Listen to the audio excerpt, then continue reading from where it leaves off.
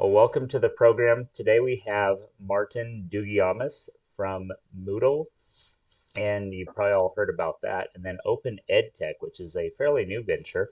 And I'm just going to jump right in and let Martin give us a little bit of background about himself. I think I heard maybe you have some, I don't know, outback uh, beginnings, origins. So tell us about how did you get to where you are today? So just hi Ryan. I'll summarise my whole life. Sure. Yeah, sure. It's From it's something infancy forward. I do frequently. So I grew up in the centre of Australia, which is largely desert, in Aboriginal communities, and I was often the only non-Aboriginal child, like in town, and a lot of my early learning, where if it wasn't just hands-on in the bush and getting that appreciation for nature from the Aboriginal communities, was online learning. Now I'm 53 now, so this was back in the 70s, and online learning then was shortwave radio, Mm, and my school was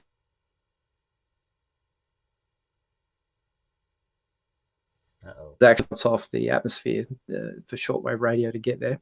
And there was a lot of sort of CB radio style. So until I was 12, that's how I learned most things. And when I got to a school in the city of Perth, which is where I live now in Western Australia, I was a year ahead. So I was a year younger than everyone else through high school. And throughout my life, I've been really interested into science fiction. Somebody brought me a science fiction book when I was a kid in the desert, and I felt like I was on Mars already. So I really got into a lot of the science fiction from the 40s, 50s, 60s, Heinlein and all the classics. And I always, what I liked in those was that in a lot of them, Earth had sorted out most of its issues, Mm, and now the issues were on a interplanetary scale or intergalactic scale. And I always appreciated technology's role in bringing people together, and I always sort of liked that. So I was very interested in technology. I got into computer science and worked at a university. I did a lot of other things, but I ended up at a university and helping academics get there to use the technology that was around. And so as that sort of consulting role, I started to see, well, I can make better things than what's around. And so I started developing Moodle at the university, testing it on students and working with open source. And, you know, um, once that started to take off, I left my job, left everything, and just got full time into Moodle. So that's been a good 20 plus years now on that journey, and mhm. continues to grow. Excellent. And then what? Well, actually, I'll get to the open ed tech question in a little bit. So, um, I'll use my wife as an example of somebody that I think has used Moodle many times but doesn't know they're using Moodle. Uh, Yeah, very common. and and so I guess for our listeners, could you briefly describe both what is an LMS and then what, in a sense, what is Moodle's take on that? So the way I look at a learning management system, and that's a US term actually. Hmm, Back when I okay. started, we there was also the idea of a course management system, and in the UK they called them virtual learning environments, and of course in non-English countries they called them all sorts of other things. Yeah. But LMS has sort of surfaced as the word most people understand Hmm. now, and it's about managing the learning, of course. And the way I would like to describe it is that if you had a brick and mortar school or a university, some institution, and you wanted to bring it online, that the LMS is the shortest way of doing that. Mm, So it's almost transferring a lot of the concepts from, having enrollment, yeah. having departments with courses in them, and the courses have teachers and students, and then within a course you have resources and activities, and then there's a bunch of admin to ship data between them, and when there's grading, what happens at the end of the course, how the assessment adds up, and sort of admin stuff.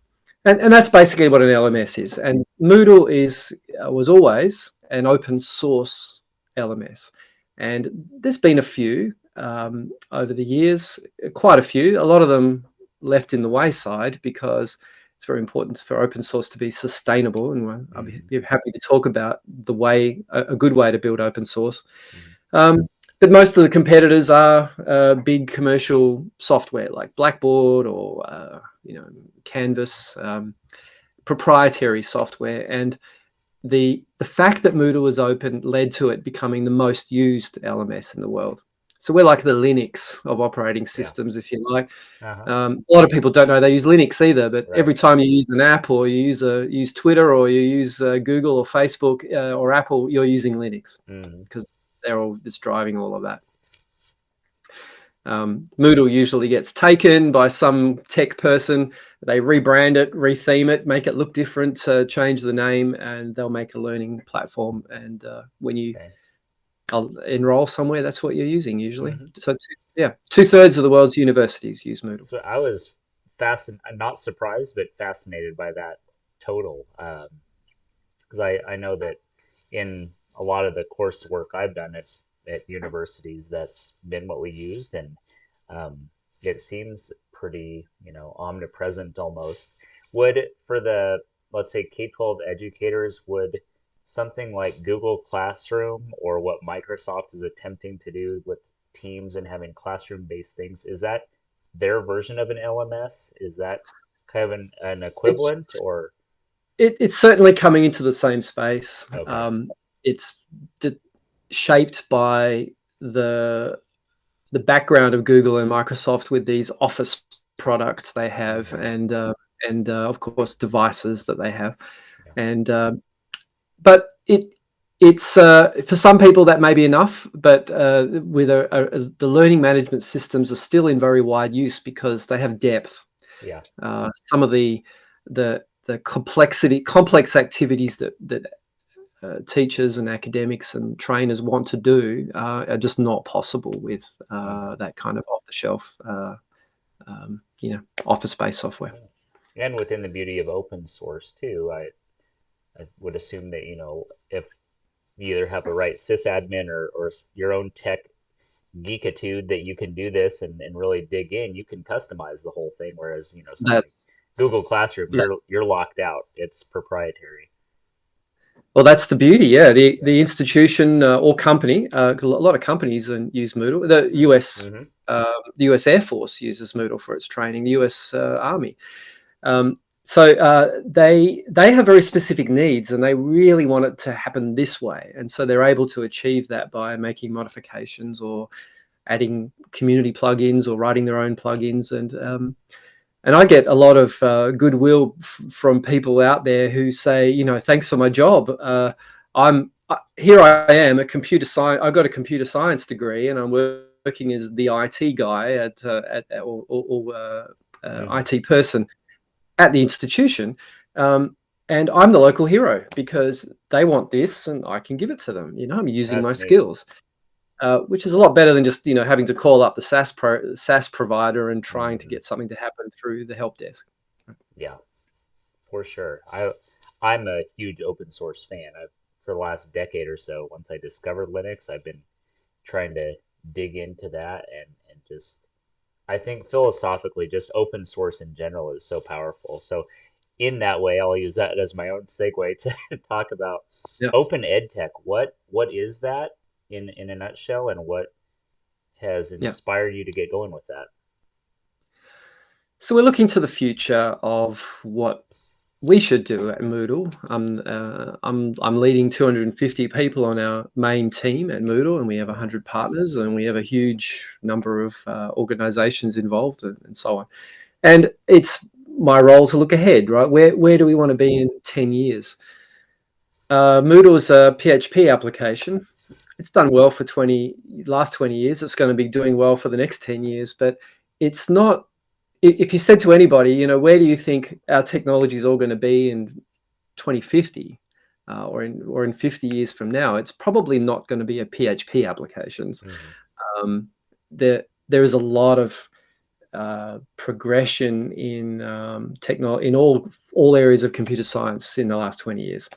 So it's quite tempting to look afresh with a fresh eye at everything, the whole environment, and go, well, if we had no baggage or history or backward compatibility to worry about. What's the most ideal framework we can imagine for learning on a global scale?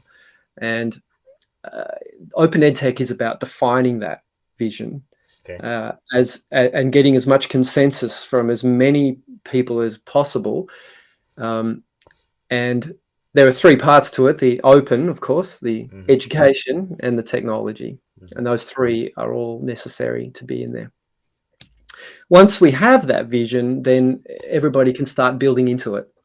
And it's going to take a lot of people. It's a very, very ambitious idea. Hmm. What I read, for anybody that wants to do this, go to openedtech.org, I believe it is, right? It's a Dot .org, global, global, open dot edtech global, dot dot global. global, and check out the launch paper if you haven't. It's a very short read, uh, Yep. and very well organized. I love bullet points, and it's kind of brief to the point, and I love that. And it's only 15 pages for those that want to dig in. Yeah. Anyway, so I see a And lot of. sign up Oh, go ahead. sign up onto the newsletter there as Oh well while yes, you're there. sign up Then for you'll the get the newsletter. update. I need to do that myself. Yeah, please Um, do. what does come through the newsletter? What are you envisioning, or what So happened so far? look, it's still at early stages. We actually started back in 2019, and it all got put back on. We started with a conference. We had 100+ people in Barcelona Hmm. physically working out the principles of what we needed, and it got put on hold because of the pandemic, like so many things. Yeah. And we're just getting back into it. The association is just about to be signed. There will be an actual non-profit association, which is based in Brussels. The what you'll see on the newsletter is news about our various activities. So we have a meeting every 2 months to get interested people together to Okay. talk about what's new. We have 5 or 6 working groups around the different parts where we're discussing things. There are events happening, there will be. So if it's not going to be very high bandwidth on the newsletter, it's just I know Hmm. how it is. There's a lot of projects I want to keep tabs on the Yeah. internet, and signing up for email is a pretty convenient way to get occasional news and just stay in touch Okay. and see if you want to go any further. Hmm. But most of the discussions happening on our chat rooms, which are in Matrix, and they're Okay. Matrix-based chat rooms. Um, let's. I man, there's so many directions I want to go. Yeah. Let's see. I'll start with this. What? So you said 5 to 6 working groups. What do those look like? Is Open EdTech, let's say, open source in the same way like GitHub or whatever that I could become as it? Let's say I'm a teacher in the middle of Nebraska. Can I jump in and contribute, or what does this Yeah. look like?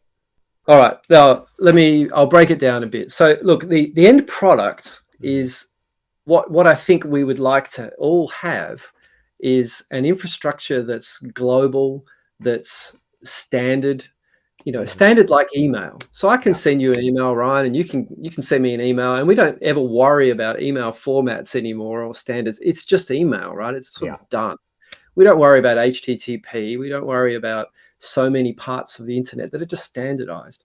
But in education, we still have tons of competition and flip-flopping and companies coming and going and Hmm. standards starting and stopping, and it's very disruptive. And I feel that for education in particular, that's a place we don't want that kind of disruption, Yeah. on the level of formats and Yes. affordances. So if it's about bringing the standardization up to those very high levels, and it's not even about defining all the standards, it's Hmm. about choosing the standards that we're all going to support.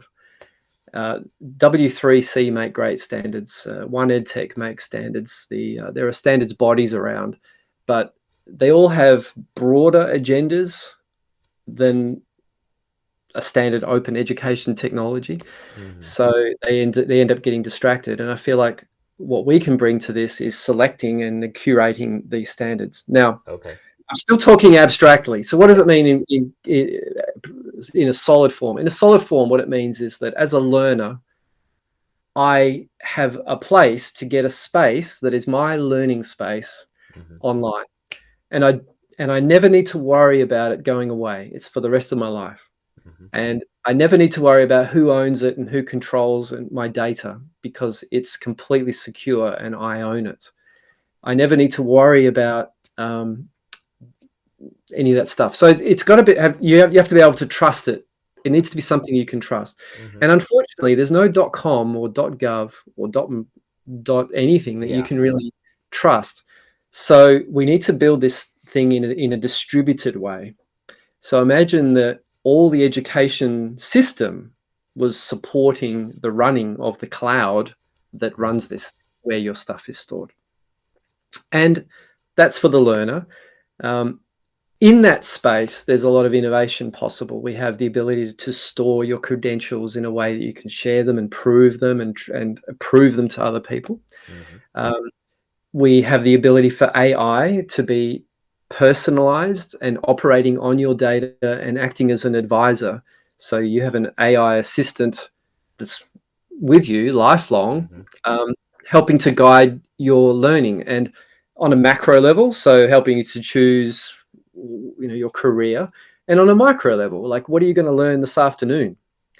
And I see that the need for that is going to be very important, because learning becomes more of a feed, and your direction change. So if you look at YouTube or the success of these, or Hmm. social media, how the algorithms start, giving you a feed, and Right. you can curate your own feed, and you're working with an AI essentially to determine what the next thing you look at is. Hmm. So it's that, but it's in your control. And when you're wearing AR glasses in a few years, big companies like Apple have said iPhone will be redundant in 10 years. They'll be replaced with AR glasses. And there's plenty of evidence. And I've been playing with VR since 1996. I had my Oh, first wow. VR. Um, it's actually getting to a point where you can see it will sneak onto our faces and be sitting there. Hmm. So your learning will be something that affects your day-to-day experience all day. And if that's the case, you do not want Facebook putting ads in it, or Right. or Google taking stuff away from you. And it's not because I'm saying those companies are evil or anything, but it's just the nature of companies and products is Hmm. that they come and go, and it's disruptive to education. So it is possible with distributed, federated technologies to build this kind of thing. And I'll give you one example that everyone would know, which is BitTorrent. Yep. Uh, BitTorrent, those files sit out there. We don't know what servers they're on. We don't care what servers they're on. Little bits are on different people's servers. It Hmm. all works because it's technology designed to be distributed. And there's plenty of those sorts of examples. Blockchain is another one, of course. Hmm. Right. So that's the learner, and from the teaching point of view, you need access to really high quality content. So open education resources that are free, that are very high quality, that are validated, and that means a lot of people have looked at it and said, "Yeah, this is quality."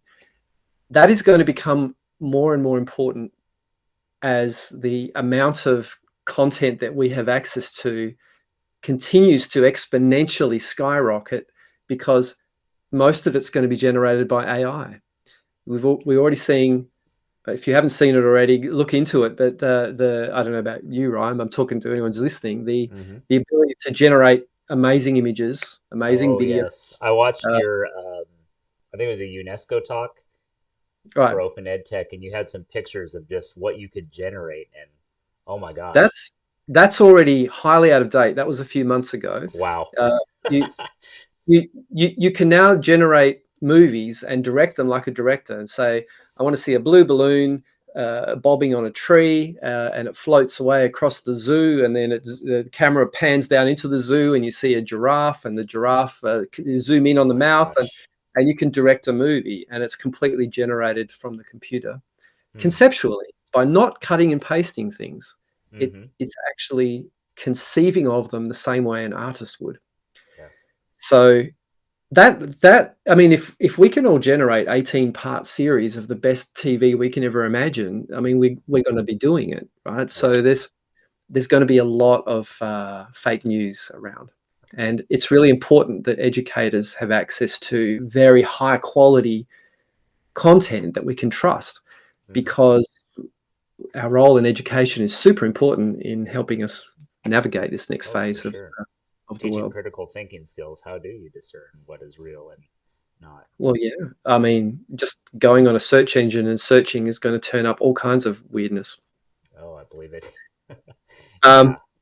as it does. So there's the content, and then if you're ever going to get learners together to learn something, a classroom. I think that concept is still valid. I think it's still a good idea to get people together to collaborate around learning something. Um, then that should be totally best practice. It should be really fun. It should be a club that you want to be in, and you want to be in this class learning this stuff with other people, and it should be very interactive. Um, so that's the kind of space Moodle has traditionally been in the classroom experience. But there's a lot of parts to that, right? You need a lot of people who make video conferencing, and people who make who are interested in assessing, and people who are interested in all these little the tools that are around. Hmm. As a teacher, you want to use all these little tools and be able to wield them effectively to create a wonderful experience for your students. Yeah. And and I believe to do that effectively, you can't be just employed at an institution and the institution owns that course, and you might leave next year and then it all goes, right. I think the teacher should own it. And Hmm. so in the open edtech vision, it's anyone who's interested in teaching would create their space Mm. for life for free, Uh-huh.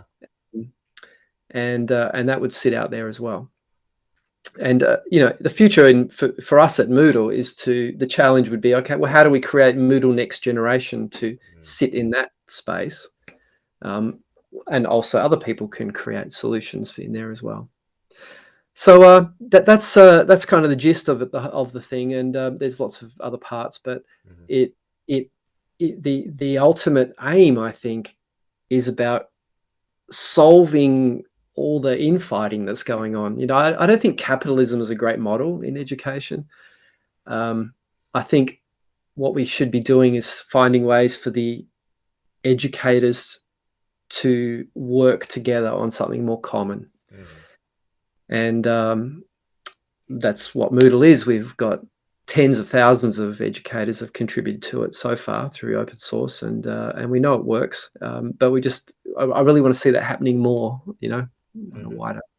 Yeah. So is the main mechanism right now, kind of with Open EdTech, is it to spread the word, be missionaries of sorts, or are there like next actionable steps, like you're gonna find somebody to Yeah. create the learner dashboard and go?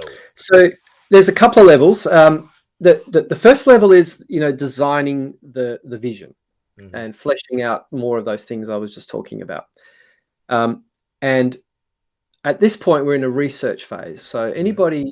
everyone's following subjects related to that, posting links. Here's an interesting project out Okay. here that's doing some of this already. Here's especially in AI, there's news every day. I mean, there's Hmm. always something new every day. And it's so we're seeing who is it should be part of this. Who should we talk to? Who should we bring in? Who and that part. The the second part, when we start building, is that we need people who can put their money where their mouth is. So this is generally companies who are already making open source education technology. So Moodle, obviously, but like edX, or Big Blue Button, or Mahara, or even library space, like Koha, or Hmm. there's many of these projects, and the association will be a place we all join together as members and help fund, and help generate funding Hmm. for this development, so that we all, in all of our roadmaps, we're all um, you Heading know towards the in, same in, we're heading same towards the same azimuth. overall. Yeah. Yes, exactly. So it's about that synchronization of existing groups, Hmm. And then later on, creating new groups where necessary to work on specific things, or just pulling people in who may, there might be two people in GitHub somewhere working on something that's just amazing, and we can give them a platform to say, well, look, here's that your puzzle piece fits in here, and let's open it up Hmm. to the world, and connect us up. So Excellent. yes. So let's see what I want to ask you next. Man, this needs like 15 hours worth of my questions because I have so many. Yeah. But I actually want to wrap it up just for the sake of time.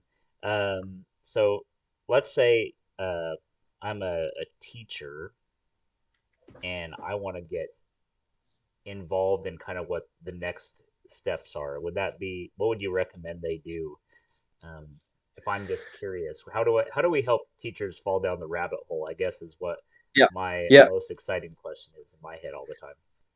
Well, look, I'm a very big believer in teachers as action researchers. I Hmm. think if you're serious about teaching online as an educator, then you will be involved in ongoing action research. You're looking at your own practice, you're improving it next time, you're fixing this, you're tweaking that, you're doing this. Hmm. So everyone's learning and researching.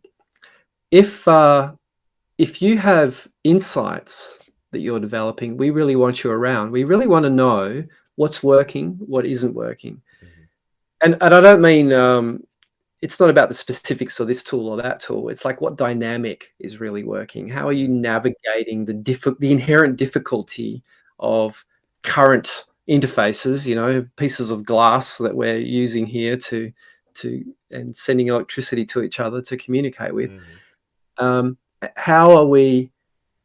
What's really working, and that's where it really gets the practitioner and the theory hit the road, and your contribution's welcome. So like just hang out, and as we get a little bit further down the road, we're going to be sending out prototype like demos, mock-ups, Oh. sketches, Hmm. and we're really staying at that interface level. We're not getting too deep on the stack of technology yet, Hmm. because I mean, some of us are, and I certainly am getting into that. But we're not in the open ed tech thing. We're not focusing on that right now. We don't want to be technology led. We want to Hmm. be educator led. Okay. So if we can agree that, wow, this would be a great system if it existed, Hmm. then we can start building it. So Okay. yeah, it's very accessible. I think anyone who wants to come in is very welcome. We're open to all. Hmm. Uh, Now we use Matrix for our chat platform, Okay. and I'll explain why. Um, as you know, there's many messaging platforms around. We could be using Facebook Messenger or Facebook. We could be using Telegram or Hmm. Twitter or Slack or Teams or any of those. But they're just by their nature not open. They're not open source. They, I, I feel that messaging is a bigger and bigger part of all of our use of the internet, right? I will assume from your own experience that probably 50% of your time on your phone is actually messaging of some sort. You're Hmm. sending messages or reading messages, and that's becoming the core of our experience using the internet. Yeah. And at Moodle, we're actually integrating messaging into the heart of Moodle. Okay. And to do that, I can't say, "Oh, hey everybody, if you're using Moodle, get onto Telegram or get onto Teams," or because it doesn't jibe well. It's Hmm. not open, and it's hard to force anybody. So Matrix is a really nice open messaging framework that is very easy to get into. It's very Okay. distributed and federated, and works really well, and quite easy to integrate into things. So it's possible to make bridges from Matrix to WhatsApp or something if you're using that, Okay. and you can talk to your WhatsApp friends from Matrix. Oh, Um, okay. so it becomes a kind of an open source glue.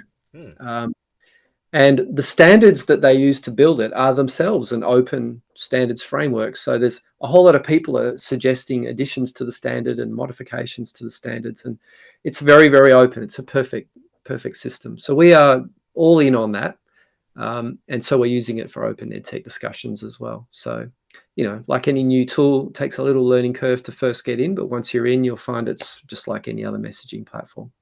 Okay. So jump in on The Matrix. Yeah, see you in the Matrix. It's so fun actually. I'm really enjoying how hackable it is again. It's Hmm. can't really. So I've got a fun bot that uses a GPT-3 AI, and it thinks it's one of the staff, and it's hanging around in the chats, just jumping in on conversations, and it's very human. Like That's it's fascinating. passing the Turing test daily. Yeah, so it's quite fun, Huh. and that hackability of Matrix is fun again. That's something you really can't do on WhatsApp or whatever. Yeah, that's neat. Well, if someone wants to follow your work, what should they do? What are the best ways to keep track besides obviously the newsletter? But if they want to follow you as an influencer, so to speak, in this ed tech world, Yeah, how can they do that?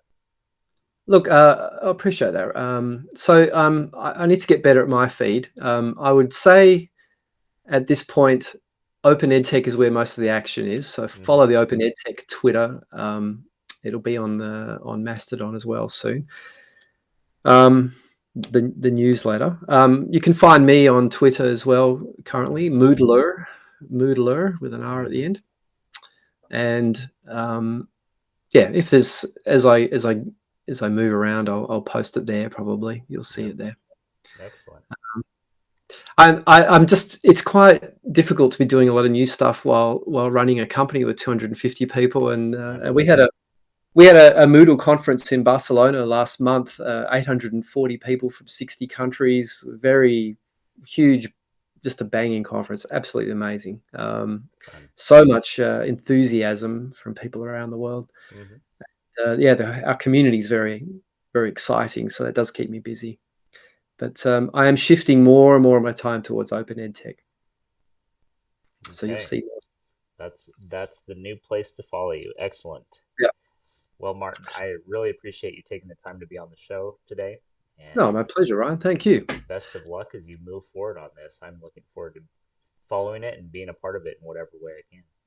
Well, see you there, I hope, and anyone else too. You're all very welcome. I think it's the last thing I just want to say is to remember the importance of education to us as a species. That we're at this point of the Earth's development where we're all globalizing and running into each other now, and figuring out how to work together on a global basis. And we have a roadmap of really important problems to solve. The UN Sustainable Development Goals. That's the Hmm. only agenda that the world has agreed to. Solving inequality, climate change, and Hmm. um, 15 other things.